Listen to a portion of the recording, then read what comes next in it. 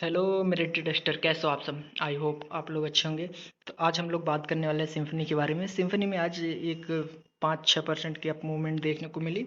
हालांकि क्लोज होते होते 4% का क्लोज केवल रह गया, बट एक फ्रेश ब्रेकआउट हुआ है। और इसमें जैसा कि आपने थंबनेल में पढ़ा होगा कि 110% की अपॉर्चुनिटी, तो क्या ऐसा पॉसिबल है, अभी हम चार्ट पर डिस्कस करेंगे। और उससे पहले फंडामेंटल डेटा एनालिसिस करेंगे। और अगर आप स्टॉक मार्केट से रिलेटेड हैं और आप उसमें रुचि रखते हैं तो मेरा चैनल आपके लिए हेल्पफुल हो सकता है। आप चाहें तो चैनल को सब्सक्राइब कर सकते हैं और विजिट करके पास्ट वीडियोज को वॉच कर सकते हैं। ठीक है, आगे बढ़ते हैं, बात करते हैं सिम्फनी के फंडामेंटल डेटा पर। सिम्फनी का जो मार्केट कैप है वो आप देखेंगे कि केवल 7,000 करोड़ की कंपनी है। एक करेंट प्राइस जो चल रहा है 4% ऊपर होने के बाद 1,054 का, और बुक वैल्यू 109 का है।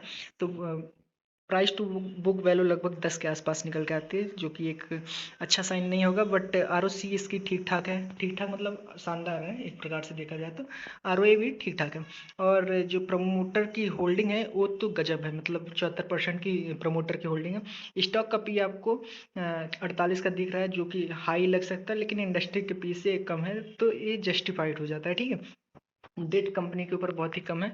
और अगर इसका मीडियन पी देखा जाए 5 सालों का, तो लगभग 54 के आसपास का, और अभी जो करंट पी चल रहा है 48 के आसपास चल रहा है। तो 5 साल के मीडियन पी के हिसाब से स्टॉक अभी अंडर वैल्यूड है। ठीक है, अब बात करेंगे इसके क्वार्टर रिजल्ट पर। तो क्वार्टर रिजल्ट आप देखेंगे कि मार्च क्वार्टर इसका हमेशा से अच्छा ही जाता रहा। आप देखिए कि मार्च 2021 में 339, फिर मार्च 2022 में 384, फिर उसके बाद 308, फिर उसके बाद अब की बार जो लेटेस्ट आया वो 332। मीन्स मार्च क्वार्टर में अच्छा खासा सेल्स कर लेते हैं। वैसे भी जैसे मार्च के बाद जो क्वार्टर आता है जून क्वार्टर, तो इसमें गर्मी बहुत ज़्यादा पड़ती है, तो उससे पहले सेल्स जनरेट हो जाती है। सिम्फनी जैसा कि आप जानते हैं कूलर बनाती है, तो अच्छा मतलब इसका सेल्स होता है मार्च में। सो इसके वजह से प्राइस मूवमेंट भी देखने को मिलता है। और जैसे कि आप देखेंगे कि पिछले जो 2 क्वार्टर आप देखेंगे, ये लास्ट ईयर का जो मार्च 2023 का क्वार्टर था, फिर जून 2023 का क्वार्टर था। हाँ, ये दोनों में ओपीएम इनका बहुत ही कम था, 7% 9% के आसपास है। और उसके बाद से ओपीएम इनका जो है इंक्रीज हुआ है 15, 18, 17। हालांकि ये कि पहले से जो 25% का भी ओपीएम था वो अभी गिर के 17% रह गया, लेकिन जो लास्ट ईयर के ओपीएम से इसमें इंक्रीमेंट हुआ है, तो एक अच्छा साइन है।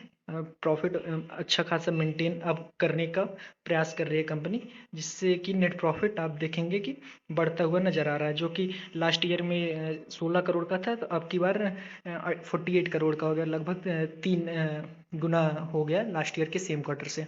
ठीक है, और ईयर ऑन ईयर बेसिस पे भी प्रॉफिट ग्रोथ हुई है, और क्वार्टर ऑन क्वार्टर बेसिस पे एक अच्छा साइन। प्रॉफिट एंड लॉस अगर आप देखेंगे ईयरली बेसिस में, तो ठीक ठाक है। 347 करोड़ के सेल्स से बढ़ते बढ़ते इन्होंने 1156 करोड़ का सेल्स जनरेट किया है। और जो प्रॉफिट है अभी का, वो नेट प्रॉफिट 60 करोड़ से बढ़ते बढ़ते 148 करोड़ का हो गया प्रॉफिट। यहाँ मेन बात प्रॉफिट की है।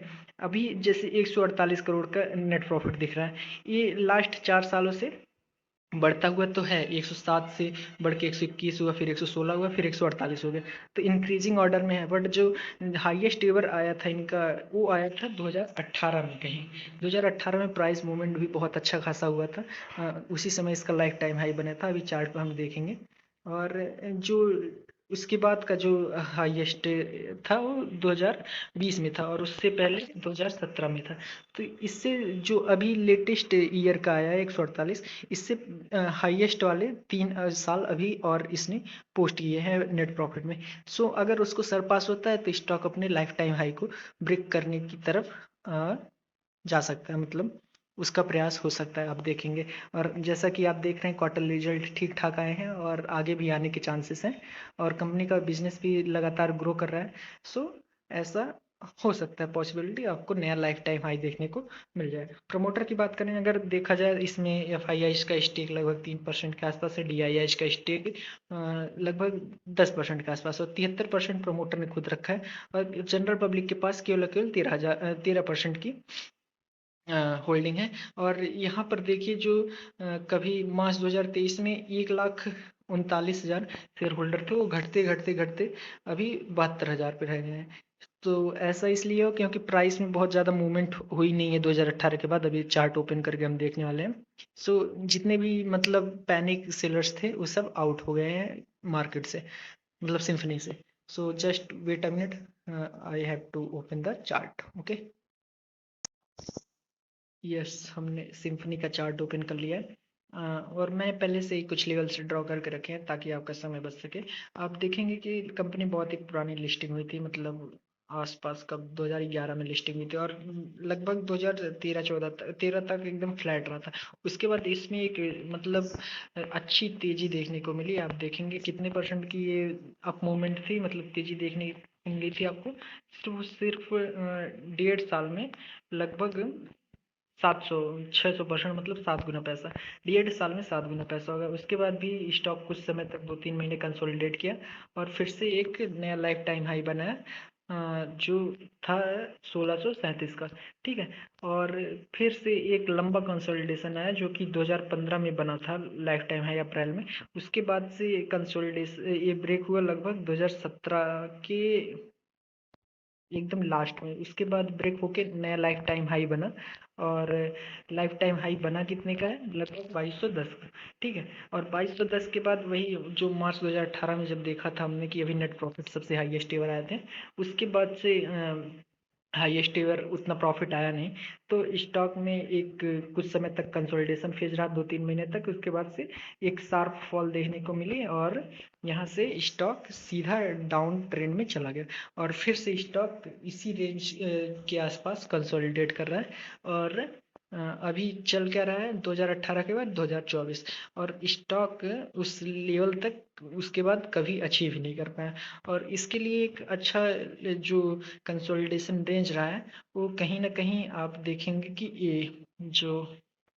ये रेंज मैंने मार्क करके रखा है, इस रेंज में स्टॉक कंसोलिडेट कर रहा है लगभग कितने साल से, 3 से 4 साल हो गए। 4 साल से लगभग इसी रेंज में कंसोलिडेट कर रहा है। तो यहाँ पर एक रेंज बाउंड ट्रेडिंग स्ट्रेटजी के बेस पे अगर देखा जाए तो ट्रेड बनता है हमारा कब का, जैसे आप देखेंगे कि ये लोअर रेंज यहाँ था और अपर रेंज यहाँ था, फिर नेक्स्ट लोअर रेंज यहाँ, अपर रेंज यहाँ। तो यहाँ अब फिर से लोअर रेंज था और उसके बाद अपर रेंज ये 1191 जो मैंने मार्क करके रखा है 1190 के आसपास। तो 1190 पर इसका एक रेंज बाउंड ट्रेडिंग स्ट्रेटजी के बेस पे बनता है ट्रेड। ठीक है, ये तो हो गई स्विंग ट्रेड की बात। और अगर स्टॉक अभी करंट से देखा जाए, मतलब लाइफ टाइम हाई से देखा जाए कितना लगभग डाउन है, तो हम देखेंगे कि लगभग 50% के आसपास डाउन है। और अगर यहाँ से जनरल से समझ के हिसाब से अगर हम देखें कि जैसा कि कंपनी के फंडामेंटल्स इंप्रूव है, मतलब नेट प्रॉफिटेबल है, और जो अभी लेटेस्ट क्वार्टर आया है और इसके रिसेंट क्वार्टर में भी ओपीएम देखा था आपने, इंक्रीज हुआ था 15 से 17%। तो ऐसे अगर प्रॉफिट मार्जिन मेंटेन करते हैं तो हाईएस्ट ईयर प्रॉफिट जो इससे पहले 3 साल का है उसको सरपास करने में इनको ज़्यादा समय नहीं लगता। मान लो 1 साल का समय लग गया और इसी रफ्तार से ग्रो करते रहे तो फिर से जो हाईएस्ट ईयर बना था 182 करोड़ का 2018 में, उससे ऊपर अगर गया प्रॉफिट 148 करोड़ जो कि आ चुका है, तो फिर से ये लेवल आपको देखने को मिल जाएगा जो कि लाइफ टाइम हाई है। वो अगर यहाँ तक पहुँचता है तो 110% का गेन सीधा सीधा हमको नजर आता है। ठीक है, ये तो हो गई जनरल अंडरस्टैंडिंग की बात। ठीक है, उसके लिए लेवल कौन से इंपॉर्टेंट रहने वाले हैं, लेवल यही जो मैंने नीचे एक सपोर्ट रेंज मार्क करके रखा 820, और मैंने ट्वीट पे किया था ट्विटर पे, अगर आप फॉलो नहीं करते तो मुझे फॉलो कर सकते हैं। बहुत पहले मैंने ट्वीट किया था जब 820 के आसपास था। उसी रेंज से मैंने बताया था कि 1191 जाएगा 45% के लिए आप कितना समय दे सकते हैं, और तब से अच्छी खासी तेजी देखने को मिल चुकी है। और अगर इसको डेली चार्ट पे कन्वर्ट किया जाए तो आप देखेंगे यहाँ एक पैटर्न भी आपको फॉर्म होता हुआ नजर आएगा, और वो पैटर्न है, आप इसको बोल सकते हैं रिवर्स हेड एंड शोल्डर बोल सकते हैं, या फिर क्या बोलते हैं, कप विथ हैंडल भी बोल सकते हैं। रिवर्स हेड एंड शोल्डर बन रहा है बस प्रॉपर अगर देखा जाए तो। यहाँ मैं आपको ड्रॉ करके दिखाऊं, या this this this is the chart pattern. ये हो गया रिवर्स हेड एंड शोल्डर, और इसके बेस पे अगर हम ट्रेड लेना चाहें तो हमारा लगभग टेक्निकल टारगेट क्या निकल के आता है, मैं जस्ट ड्रॉ करके देखूं क्या मतलब बताऊं आपको। वीडियो तो रिकॉर्ड हो ही रहा है, या ये लगभग यही जो हमने 1209 का टेक्निकल टारगेट निकल के आता है। तो 1191 मैंने रेजिस्टेंस लेवल को मार्क करते हुए रखा था और ये फ्रेश ब्रेकआउट हुआ है अच्छी खासी वॉल्यूम के साथ। तो यहाँ से लगभग 20% का गेन नजर आता है, 1200 के अराउंड का लेवल हमको अचीव होता हुआ नजर आता है। ये चार्ट पैटर्न के बेस पे हो गया और फंडामेंटल के बेस पे मैंने क्या बताया कि लाइफ टाइम हाई तक जा सकता है। और जो इससे पहले मैंने रेंज बाउंड के बेस पे बताया 1190 1191 के आसपास जा सकता है। तो इसमें ठीक ठाक मतलब स्विंग की अपॉर्चुनिटी बनती है और हैवी वॉल्यूम के साथ आप देखेंगे कि यहाँ पर ब्रेकआउट आज हुआ है इसका और ब्रेकआउट कन्फर्म भी हो जाएगा इसके हाई के ऊपर क्लोज होते हुए। और हो सकता है रिट्रेसमेंट अगर आता है, पुल बैक आता है, तो इसी लेवल के आसपास आपको सपोर्ट लेता हुआ नजर आएगा 1015 के आसपास। ठीक है। और और क्या था? हाँ हाँ, तो स्टॉक लाइफ टाइम हाई से अपने बहुत ज़्यादा डाउन है। फंडामेंटल ठीक ठाक है, मतलब स्ट्रांग बोल सकते हैं, मॉडरेटली स्ट्रांग है और इसमें इम्प्रूवमेंट की गुंजाइश भी है सिम्फनी में। और ठीक है बस।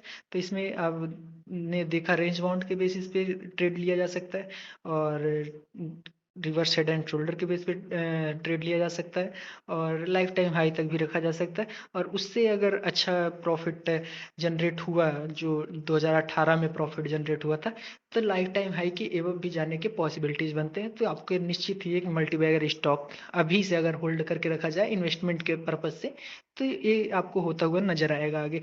ठीक है। और मैंने ट्विटर पे तो पहले ही पोस्ट कर दिया था और मैंने खुद भी ट्रेड किया था इसमें लगभग 820 पे मैंने बताया था, मेरे पास फंड नहीं था तो मैंने 985 के आसपास शायद इसको परचेज किया था और अभी भी होल्डिंग में है। और देखेंगे 1191 भी थोड़ा बहुत एग्जिट लेना होगा लेंगे, फिर उसके बाद रखेंगे। जैसा देखेंगे चार्ट पैटर्न उस समय फॉर्म होता रहेगा, मैं अपडेट करता रहूँगा मान लो ट्विटर पे अगर मैं कुछ करता हूँ तो। बाकी आप अपने हिसाब से ट्रेड करेंगे, मैं रिकमेंडेशन नहीं देता, मैं जस्ट एनालिसिस पोस्ट करता हूँ। सो बस ये आपके साथ शेयर करना था। थैंक यू, धन्यवाद, शुक्रिया।